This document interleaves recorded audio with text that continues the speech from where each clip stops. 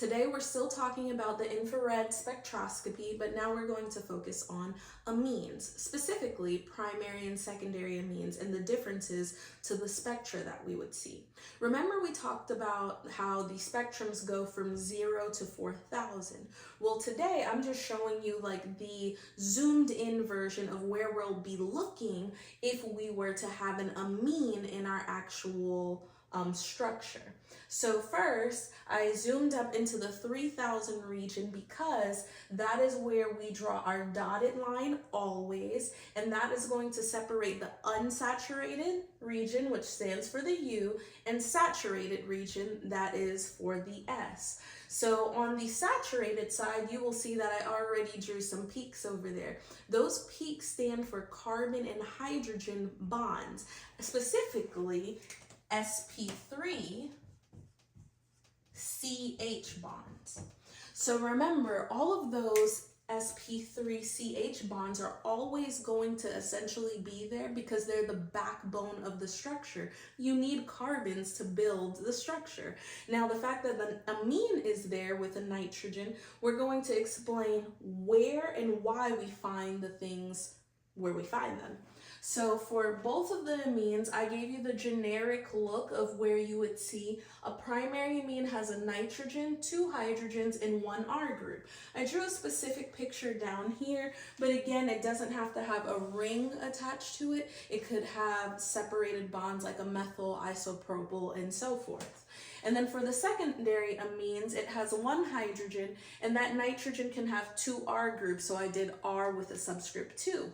I also showed that you can do a nitrogen that has 2 carbons connected to it on both sides, so that's what you see up there. This would classify it as secondary. This other structure, you can also have like 2 different groups or 2 of the same groups connected to the nitrogen. As long as there are 2, that's what makes it secondary. Now, because a primary amine has 2 hydrogens, those 2 hydrogens are going to be located in the unsaturated region due to the fact that it's connected to that nitrogen. Now, because we have 2 hydrogens, we will see 2 clear distinct peaks.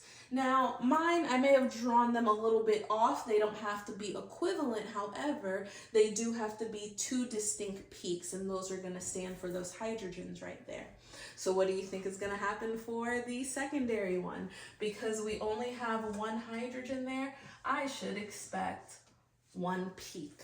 So pay attention, because as you go forth with looking at IR, you'll have different shapes and intensities, broad structures versus narrow structures that could be here. But once you tailor and do the memorization portion of playing pretty much a matching game to know, oh, when I see 1 peak, that has to stand for the secondary amine. Will there be other peaks that show up in this area? Absolutely. However, they all have their separate look.